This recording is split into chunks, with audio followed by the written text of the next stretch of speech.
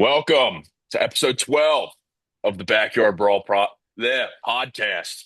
As you can see, we have a special guest, Alex Coll, and runs an account called The Column. You recently interviewed who? The prospect from the Tigers. What's it, Kevin McGonigal? Kevin McGonigal, yeah, he's a Philly Delco guy. So I Yeah, knew him since he was little. so bit of connection there. My roommate is good friends with Kevin McGonigal. Oh, wow. That's what he says. Then we Yeah, looked on Instagram. We were like, he doesn't even fucking follow you. He's like, that's it. no, no, no. I partied with him in Florida. I'm like, okay, whatever, Yeah, yes, you whatever. part. I'm friends with Shaq, dude, because I Yeah, partied with exactly. him down in Fort Yeah. Lauderdale. So tell us, how did you get started? Like doing all like the podcasting stuff with WIP and just like you're pretty much your background.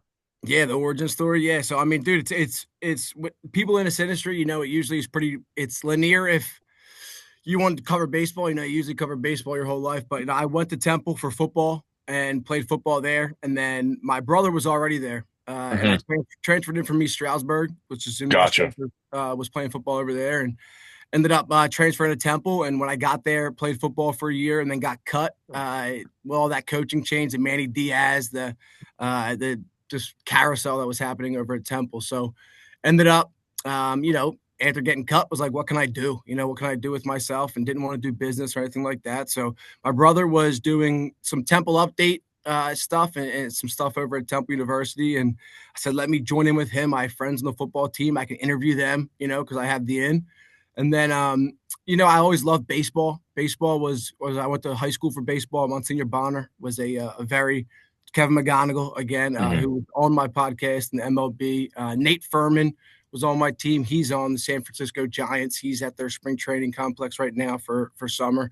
And then Jimmy Haley. So my high school put a lot of people in, in the league. So went there and ended up just kind of taking the football path was easier for college, but baseball was where the heart was. And then once I got to kind of towards the end of Temple, I realized that I wanted to get into something like this because it's the only thing I loved. Literally, like everyone says, chase your passion, and I couldn't find my passion because I couldn't fall in love with anything. After high school, Yeah.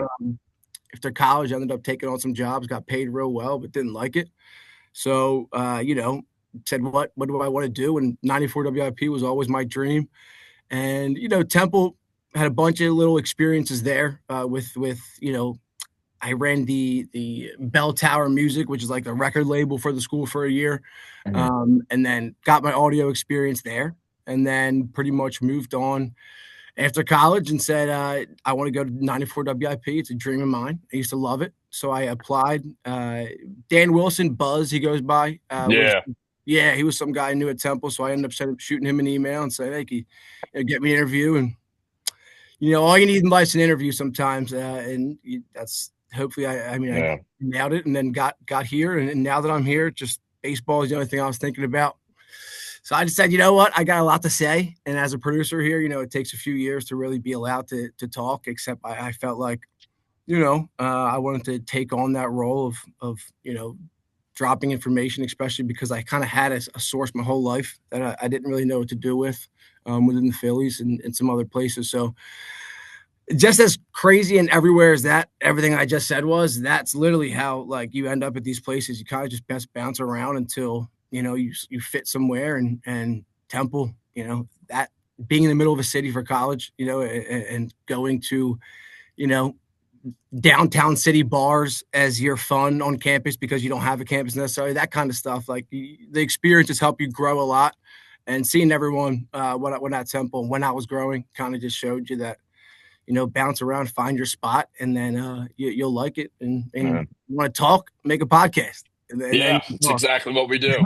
It's exactly what we do. So, uh, just to have a connection here, pretty similar story to mine. This is not about me. Like the No, sense yeah, of about you, but I played football at Westchester for a year, good. got cut, had no idea what I wanted to do.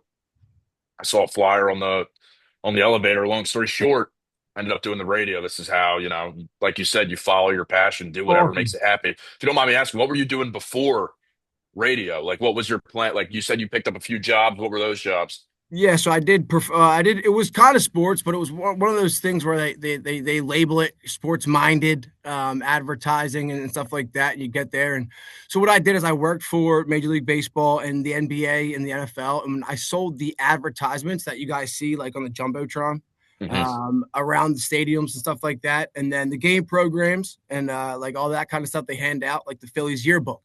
You know, Yeah. I was the one that was calling businesses around the Philadelphia area and asking them, if you want, I don't know, a full page ad right next to JT Realmuto, we can do that for you. And then with that comes a ticket package that they can use at their office. So you Hmm. never hear like my boss always has tickets these games. How the Yeah, hell I does he never do knew it? that. I never knew that's how that worked. What he's doing is, they buy these advertising packages from us, and what we do is we give him, a spot in the Phillies yearbook, and ROI is never there. That's why I hated that kind of stuff. It's not like you have numerical data on your return of investment for whoever you're Yeah. working with. So, I mean, it was something that, I didn't like doing because it made good money. You're making over probably three times what I'm making at this point. But at the same time, it's just that Groundhog Day feeling of waking up and doing that every day. And every once in a while, that you're not going to get again the ROI for your client, and you're not gonna necessarily tell them that, and that it's that kind of business I don't like. That kind of sneaky business, and Yeah. I'm benefiting it from them, but that girl who's buying this ad for me, she doesn't care about the two nosebleed tickets she's going to get to an LSU game opening weekend against Nichols, against some bad university. So, that's what I was doing for a while, and just realized that business is easy if you're a good talker, but it's not necessarily something that makes you feel Yeah. fulfilled or anything like that. I mean, that's the same how we both are. Right. He wants Yeah. to, but Hayden wants to go into coaching.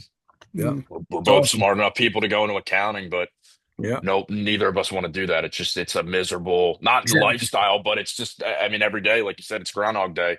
You're waking up, you're like, oh, back to the Can't do it. cubicle, and you Can't do can't it, do man. it. You Especially in the can't do it. winter, man. I would rather yell at somebody from, uh, I don't know, Pennsbury on the Yep. phone than, have to talk to an exec member at Microsoft. You know what I mean? Yeah, Just an exactly. example. Just an example. But hey, you got Yeah, anything? spot on. Yeah, so I just want to, for the people that listen to the pod, they know that I'm currently a sophomore at Temple. I've grown up around Temple my whole life. It's actually, I didn't know that you played football, but when you had mentioned that, kind of the memories came back because I've been a diehard fan. My mom has worked there my whole life, so I grew up, I was at the Penn State game, I was at the Notre Dame game, I was at the game where they beat Memphis, I was at the Yeah. Maryland game, like all these games. When they were But good, huh? When they were getting some wins. They're yeah, it was coming fun. back, And now man. being a student, I mean, Shy and I last year went to a game. It was like they beat Utah State. It was like one of their only wins of the season. Hey. Um, but I just want to ask you kind of about your Temple experience, what that was like across 4 years. It is definitely a unique environment, kind of like you said, being like it's not Yeah. really a campus. You're kind of just in the middle of a big city. But if you're from this area, it's kind of unique because like while Temple sports might not be the best, like our teams are still the Eagles, the Sixers, the Phillies, the Flyers. Like you get to live in that. So Exactly, man. I'll tell you what. Just because Temple's teams, they weren't the best. It's still they're still recognized as kind of like a historic, national brand that especially. yep. I mean, the first presser questions I ever asked in my life were to Aaron McKee, and that's freaking Allen Iverson's, teammate and a six guard and a guy that was on that 01 team. So Temple really does have like I never knew what was going to happen. Every semester, it felt like my ideas or my interests were kind of changing, but at the same time, they all still intermix at Temple, and that's what Klein College of Media and Communication. Like my brother Vince was, he was best friends with his professors, and he had great guidance when he was there. I wasn't. I had a name to follow when I was at Temple because he was doing great, and he ended up going to NFL Network, and now he teaches. But at the same time, like I didn't necessarily get my head too deep into one thing, like again, my senior year, I didn't do anything in radio at all at Temple, my entire career there. And then that's where I am now. So I worked with a singer who her name is Hannah McKinney, but she goes by Zenadelphia now. And I mean, we got her first song out when I was there, and she's performing and headlining at like Rolling Loud and stuff like that for not headlining, but Awesome. like opening up Awesome. for concerts. So you just you get to see what Temple does. It allows you to kind of see everyone in a huge city go through their changes and growth as well, so that you can, pick off like, oh, that worked for her. Like it's crazy. I sit in class with her, but she's getting, national notoriety. And it kind of opens up and allows you to not kind of knock down those walls that you have in your head of like, how do you, I don't know, market yourself, or how do you get known around people? And that kind of is awesome. And the sports at Temple, man, just football programs on the way up, they were bad after I was done playing. I kind of wanted to distance myself a little bit from Rod Carey. Wasn't a big fan of him. But at the same time, basketball was awesome. And I remember the girls sports were just fantastic. And, I covered fencing. Temple is number 3 in the nation every year, fencing. And I Yeah, remember I didn't know you guys were that big with fence. I had no idea. dude, the head coach is A literally legend. a fencing Hall of Fame legend, Yeah. and I got to interview That's her. And insane. that was one of the coolest things I did in Temple. What's fencing, but that's why Temple, 94 WIP, they see Temple on your thing. Man, I would love to have that kid just because you want to grow. You grow exponentially. Not, I wouldn't say faster than kids at other colleges, but you almost can't ignore the fact that there's a million different people that in a city like this are not like you at all. That is at that university, and that's who you're kind of forced to speak with and spend your time with. So it doesn't allow you to ever get comfortable, Temple, but at the same time, I mean, you feel like an adult by the time you're a junior, and you feel like you can really kind of, just take a step over Broad Street and enter the Man. workforce, at that age, just because of what they show you. So I was looking on my phone, and I didn't want to. I want to make this clear. I was looking on your Twitter. Jose Alvarado earlier in the year was suspended for 80 games for Ozempic, whatever you want to call it. First of all, he looks fatter than ever. He looks 300 pounds now. He Yeah. looks 300 pounds now. But I saw you the were one video of of the him first. running the other day with Yeah, Taiwan yeah. Walker and It's unbelievable. But you Durant or were one of the something. first. You were one of the first people to report it, if not the first. You came out. You're like, there's speculated rumors that Jose Alvarado is about to get suspended for 80 games. Yeah. First of all, how did that feel? Like, what's that feel like to be the first guy before Hassan, before Matt Gelb, all those guys? And how did it affect, I don't know, the column that you run now? Like, how has it affected your social medias, your presence in Philadelphia? Yeah, yeah. So the thing was that is the source has always kind of been around. It wasn't something that I got from 94 or anything like that. So the tweet itself, it was the first time I was, I really wanted to, I guess, take that step of breaking news. So again, I didn't really know how I wanted to break that. I didn't want to come out and immediately sound like an insider because at the time I wasn't, and I don't want people to, hold me to that standard, I guess, at the time. But, I just said, I had this news almost, a day and a half early, and just like the Phil Bickford news and other news I dropped of signings, sometimes I get stuff 2-3 days early. You can't break that because it's gonna, not be good for the team if someone knows their moves 3 days in advance, or not look good on some of the source or something like that. But yeah, I just kind of moved forward with that. I was here with Ricky Ricardo and whispering in his ear about the situation, and he's the Yankees play-by-play Espanol guy, so he was like, I want to trust you. I was like, no, I know it's true. I think I'm just gonna get a little bit of a feeler tweet out, and you know, um, woke up, the next day, knew it was gonna be pretty big, but then I started seeing ESPN, Sports Illustrated started giving me the credit for it, and major kind of outlets like that, and um, just like you two guys, I think that the people that are personable could speak well and understand what they're talking about. If you have the information, then you could do something good with it. And I ended up growing my Twitter organically with just kind of the post that you guys see me post to 5 million impressions and over 250,000 profile viewers a month. So so now we're in a good spot to where I thought it was a good idea to start the column because of the information that I have, to where I don't have to drop news every time, but speculating like this with you guys, I can drop hints of stuff that I know that might not be talked about other places or stuff like that. But yeah, it's helped a lot. But at the same time, I don't want to just be an insider that is like a puppet. I like to say that I don't work for anybody with the type of coverage that I do. Work for myself, and that allows me to kind of be like the people's insider more than it is for a company or something like that. So, if it ruffles feathers online or something like that, sometimes when I get stuff out there, I get it. It's kind of anti old school journalism, but at the same time, I respect the the game. I respect getting news out. I write articles and do everything that comes with it. So as long as you stay consistent, and people will follow you if they like what you're saying.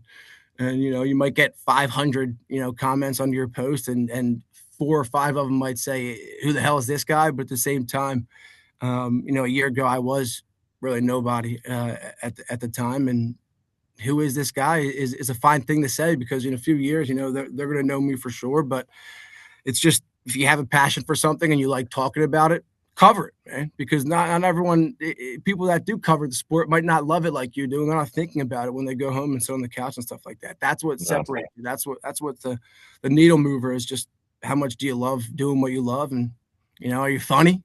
I like humor and comedy with serious matters in sports. I Yeah. think needed a lot more. That's kind of anti the old school way, but I think that's needed, and people like that. Yeah. So I want to ask you, so speaking of Jose Alvarado, some changes to the rotation this year and the bullpen. Right. Obviously getting Alvarado back, kind of being able to, be a piece at the end of the year and in the postseason. Matt Strom is not here anymore. We don't Good. know what the status of Zach Wheeler is. What are your kind of opinions? Because there's been a lot of talk about the lineup. They miss out on Bichette, then they bring back JT. Castellanos isn't going to be here. We don't kind of know what Justin Crawford is going to be, but the rotation is also kind of a question mark too. What are your kind of thoughts there?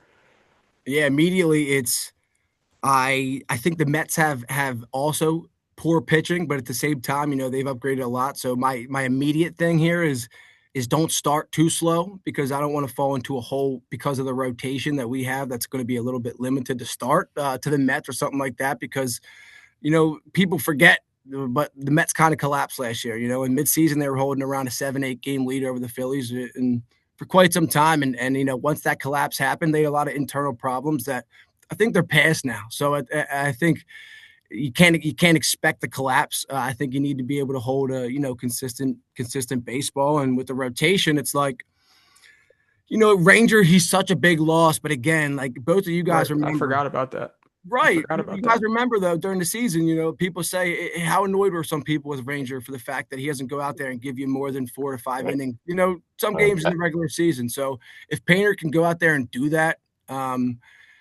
and he always has the stuff, even during his good innings last year in somewhat of a bad minor league year. His stuff it plays immediately in Major League Baseball. It's upper 90s, insane movement. It's just those setup fastballs and those pitches where he can kind of control the count. That's where he's losing it right now. So Yeah. that Tommy John has is control kind of uncontrolled. But I think starting with the team will be good for him. And the rest of the rotation, man, I think Wheeler's. I mean, he feels great if it was up to him. I mean, I'm sure he'd probably start opening day if he could, but they'll probably hold him out 3 to 5 starts, and then once he gets back in there, ease him in. But healthy 1, 2, 3 punch, is unreal here. Like, Yep. and then you get Yep. Luzardo in there, his second year, more comfortable in here. Him and Sanchez had that opportunity to kind of take over that rotation last year, and they did phenomenal jobs at it. So once you get Wheeler back, man, the 1, 2, 3 punch is nuts. And then now that you have someone like Joan Duran to finish out those games, you could guarantee yourself more, like a few more wins than last year, than you might have lost in those 1-0, 2-0 games, because now you have a guy like Duran. So try just win when Wheeler, Luzardo, and Sanchez pitch, and you can kind of let baseball play itself out in the next 2 games, and that should make them a good team. You can't have dumb errors, but JT being back helps the rotation Yeah. a lot, Yeah. especially early on. So Now, I was, one of the fans who Dombrowski recently made some comments about wanting to go after starting pitching. We're already like, what, 40 days away from opening day. I myself was frustrated at that because you had 4.5, 5 months to do something like that. You could have gone after like a Framber Valdez. I don't think Walker Bueller has been signed to an extension or under contract again. So, how frustrated are you with not just the comments Dombrowski made earlier this week, but the comments that he's been making throughout the entire offseason, the lack of moves, stuff like that? Because to me, he's kind of lost it a bit. Like he's doing things the old school way. It's mhm. not how it's supposed to be done anymore. It doesn't work. I would compare it to the Tortorella thing. with the Yeah. Flyers. It's just it doesn't that style of being a GM does not work anymore. So how do you feel about, you know, having Dave Dombrowski here and even what transpired with Nick Castellanos over the past few days? Yeah, this Dave Dombrowski, he's known like his entire career. Like it, people forget how long he's been doing this. Dave Dombrowski traded Randy Johnson as a prospect. Like Randy Johnson, big Randy Johnson. Like Dave Dombrowski literally traded him as a prospect. So, like his job has been what he's always done, and it's you build a good core, about 4 or 5 guys, and then every single deadline you try supplying them with a few moves, or you go and reach into your minor league camp and you try to find ways like he did with Rafi in Boston. So he does. That's always been the way he does things. And over this offseason, he mentioned, he said, listen, the Atlanta Braves won, what was it, like 17 some NL East, division titles like within a certain amount of years, but they got one World Series out of it. Like he thinks that truly, if you keep a core, it's fine for 10 years. If you guys are playing good baseball and you guys aren't winning World Series, he's fine with that as long as he thinks you can get one with this core because he thinks that baseball is baseball. As long as you have something every single year that you can make sure that you're a competitive ball club, you can always add and do stuff like that.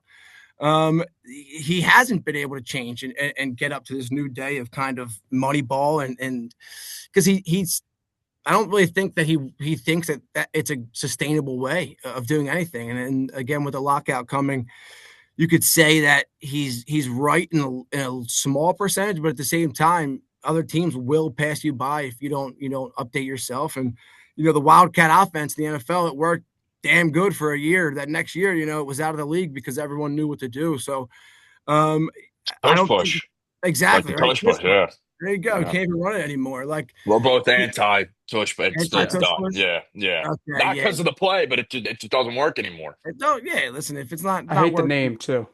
yeah, a tush and push, tush and tush.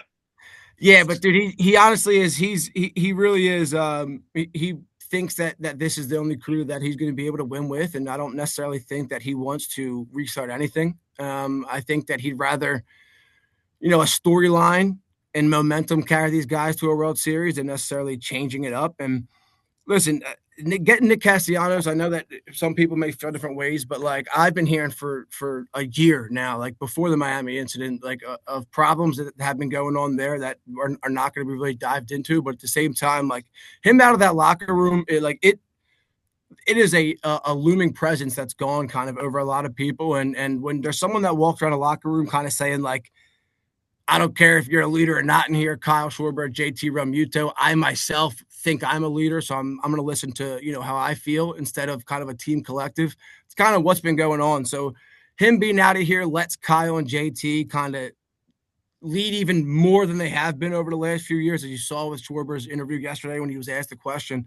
And I think it just kind of is like a weight off a lot of people's shoulders in that locker room to where they'll be dancing after wins and there's going to be a lot more smiles and young energy in there. And the last time they had young energy put in this ball club was literally Bryson Stott and Alec Boehm, and that was the year they went to the World Series. It uplifts the core. It shows the core that we're not all about to retire. We got some young gunners here that kind of keeping us true to ourselves. And Dombrowski, he didn't have much of a camp to bring in and help out the last few years, so he's had to make some deadline moves, but.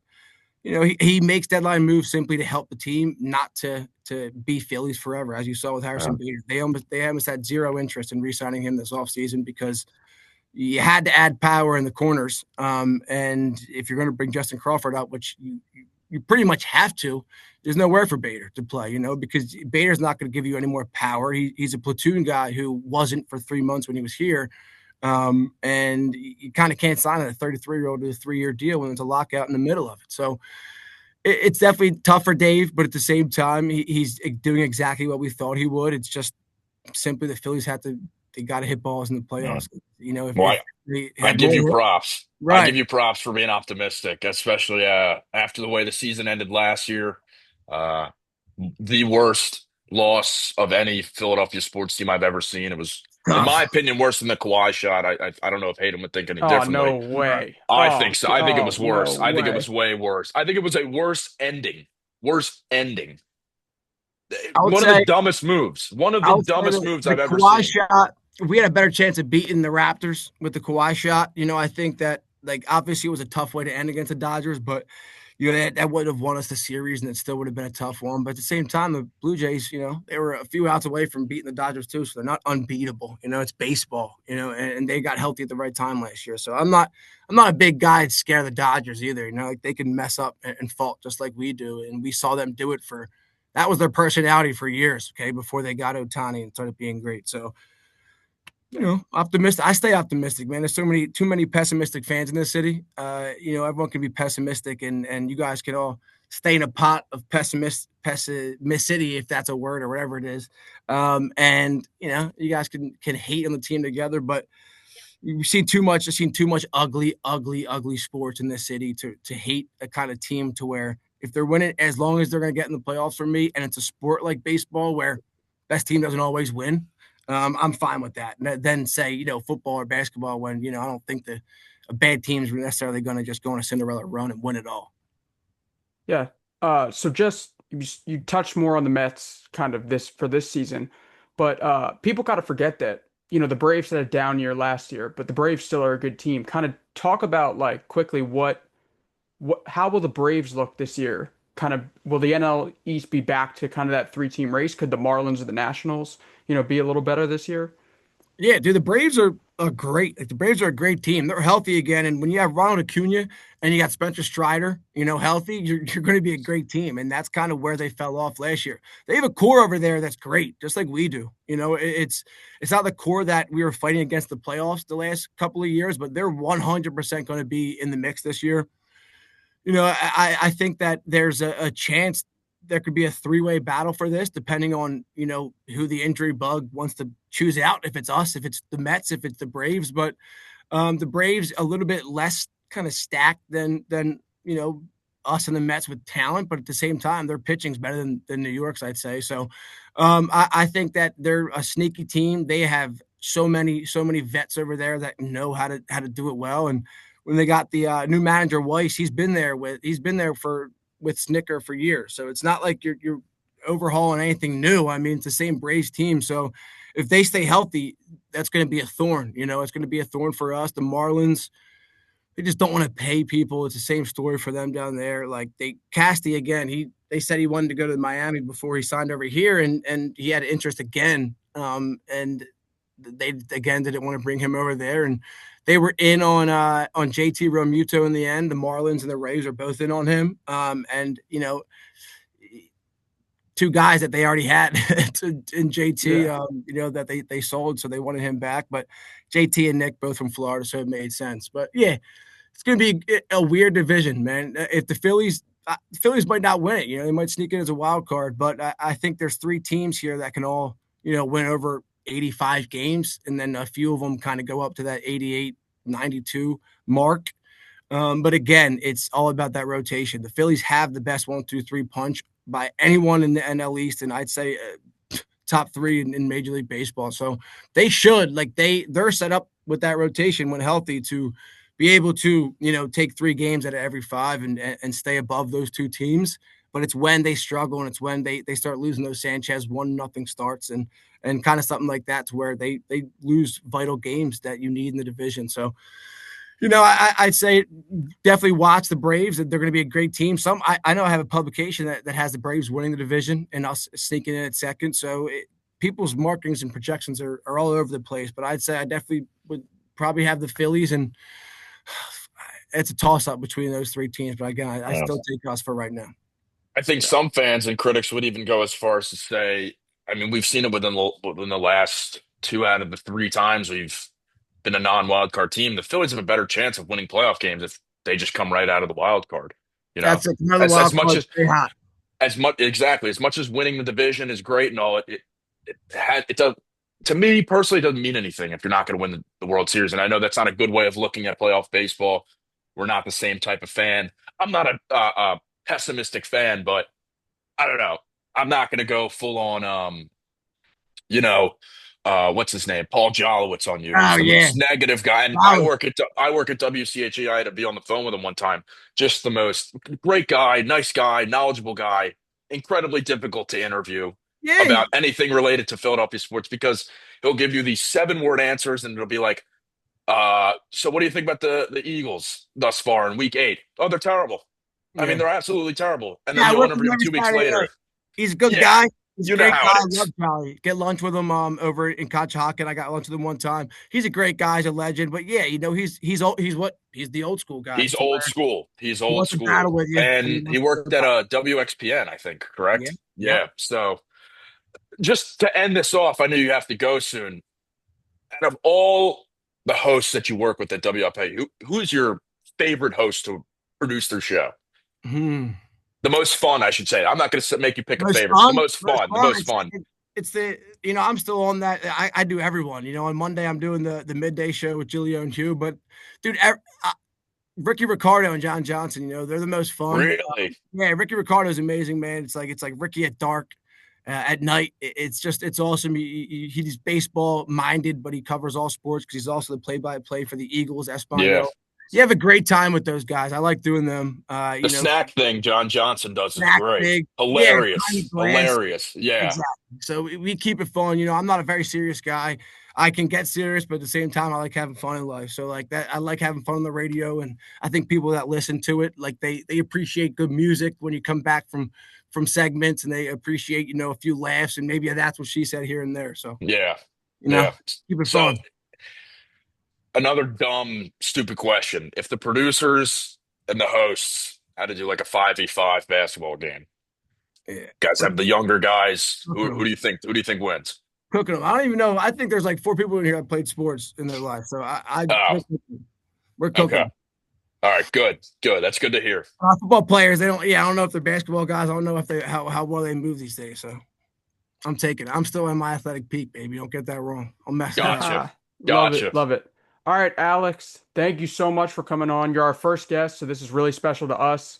We're super grateful that you kind of got back to our Pressure to me, message and man. You guys are gonna be awesome, man. You guys are going up and up and up, and Thank you, I'm man. showing my Plug your resume. socials. thank you. Plug your socials. Thank Where you, can guys. people find you at? Yes, at Alex Coll _. It's ALEXCOLL Coll, like a doll, and then started up that column pod at the column pod. And we're gonna be having some pretty fun guests and some professional athletes, and who knows, maybe except the bus driver. We're gonna get on just to kind of see how he feels about sports. But Yeah, thank you guys, awesome. No problem, and Alex. we'll put all those in the Description. description for the Yeah. Awesome, video. So, awesome, Alex, again, thank you so much for coming on. Yeah, no That's problem. about it. Yeah. Go Owls, I See you guess. I guys. don't know. Go I don't Owls. go there. So go Owls. peace, man. All right, fellas.